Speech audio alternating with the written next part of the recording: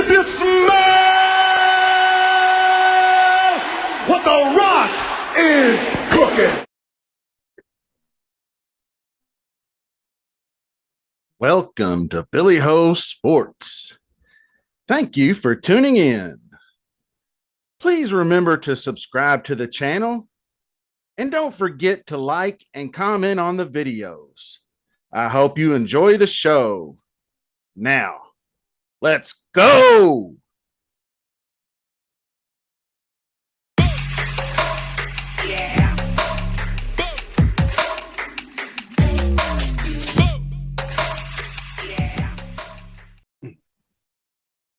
Hello, Billy Ho here again. Week 7 DraftKings.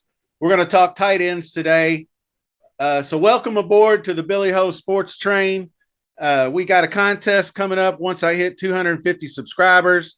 It's worth $250. Check the description. Look for the hashtag Twitter link. It'll tell you everything you need to know. So I'm going to run this free roll when we hit 250 subs. And we're going to kick it off this week with tight end. I got some tight ends toward the end that I really love and should go overlooked. So stick around for that. And we're obviously looking for the higher total games, but with tight ends, you know, totals and spreads and all that don't really matter. You have to ask yourself one question. Am I paying up for the two studs, or am I going to look for somebody down in the lower range, or even punt? I don't recommend punting tight end because it has not worked for me one time all year. And I've taken more zeros than I've had points. So that's my first piece of advice. So let's take a look at some tight ends. All right. Of course, it starts at the top with Kelce-Andrews. I did say in a previous video, he's got the Q tag right now, Andrews does, but it was supposed to be just like a veteran day of rest with a knee, but he missed practice on Thursday. So keep an eye on that. That's just a slight concern for me with the old knee issue, but Kelce looks good. So I'm with Kelce. He's still getting bombarded with targets. I mean, how many tight ends besides Andrews are getting 100 yards? Almost. I mean, that's better than wide receiver numbers. So he's the first guy, like I said in my QB video, that I'm doing this with. I'm just going right to the flex, and I'm punching in Kelce, and he'll either be a one-off, a mini stack, or a correlation with Mahomes. And I don't know if I'm doing 100%, but I'm going to be pretty damn heavy on some Kelce. I think he's due for one of those touchdown weeks where he gets 2. I'm not saying 4, but he didn't get any, so he regressed and averages out to 2 touchdowns. So I say he gets 2 touchdowns again. He's only had 1. I mean, he's a multiple touchdown threat. Obviously, he's the most trusted guy in the red zone for Patrick Mahomes. So I like that. Pan down a little bit. Waller, I said in the last video, he's cause for concern with the injury. I don't know if he doesn't practice today. I mean, I like 5,400, but that Q tag worries me. So keep an eye on him.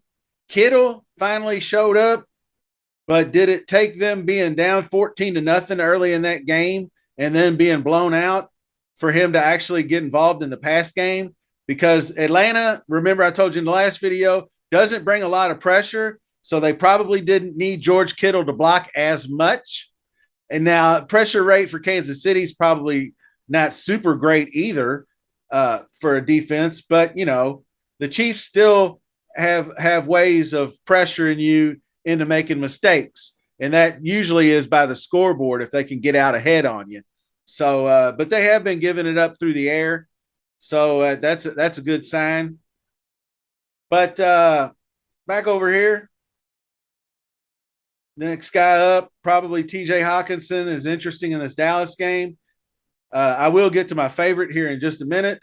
I'm not going to spend too much time on this because, like I said, down here, this is the no-fly zone for me.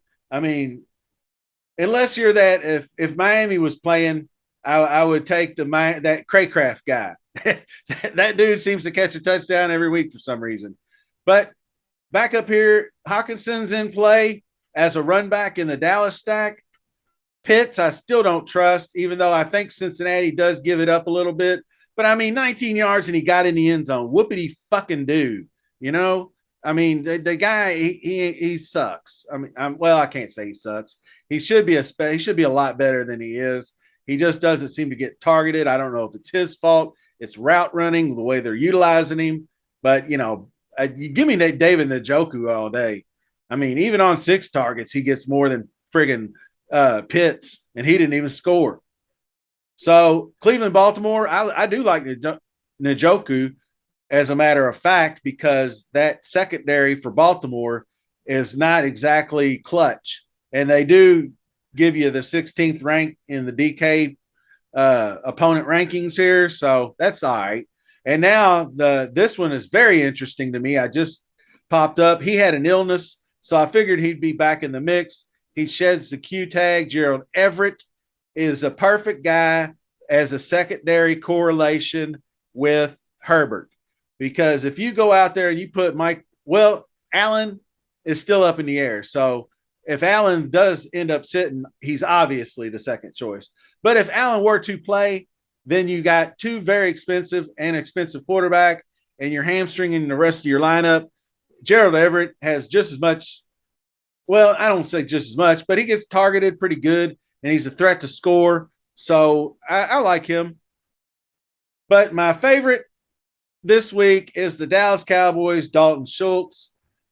Obviously, people are going to look at his game logs and go, geez, this guy sucks. Well, he just came back off an injury. He missed game 3. He's 4-5 with Cooper Rush.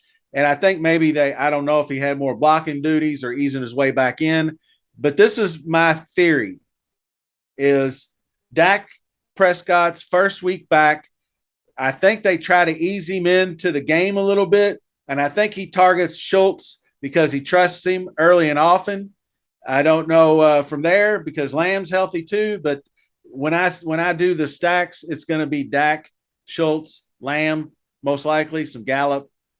But I love Schultz this week. I think he's got some good upside. 3,600 is a very good price.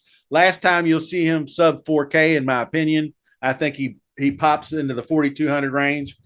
Bellinger has shown signs of life for the G-men, and he was 5 for 38. But see, these guys here, they catch 5 passes for 38 yards. You're begging for a touchdown. I like guys that get out and run, like Andrews and Kelce, and get in the open field. Gerald Everett does that some. Schultz can do it. Schultz can run, so don't get that twisted. But then you got your guys in this range that this is kind of spray and pray. I don't want to go here. Now, Heineke taking over for Washington makes Logan Thomas interesting. He's out. Never mind. But actually, Bateman, and I said I wouldn't do it, but Bates is down here, and that is kind of interesting. But I won't go all in. I get sucked into these like Gentry last week. I get sucked into these guys, but he's a Q tag too. If he's out, I'm not even going to worry about it. But anyway, that's about all I got for tight ends, to be honest with you. It's not a popular video, and just wanted to name off a few guys and give some stacks and some ways to play them. Don't be afraid. I guess I'll close out with this. Don't be afraid to play an expensive tight end in your flex. Like you could play, like say you do the early only slate, you could put Andrews in the flex and then run that way.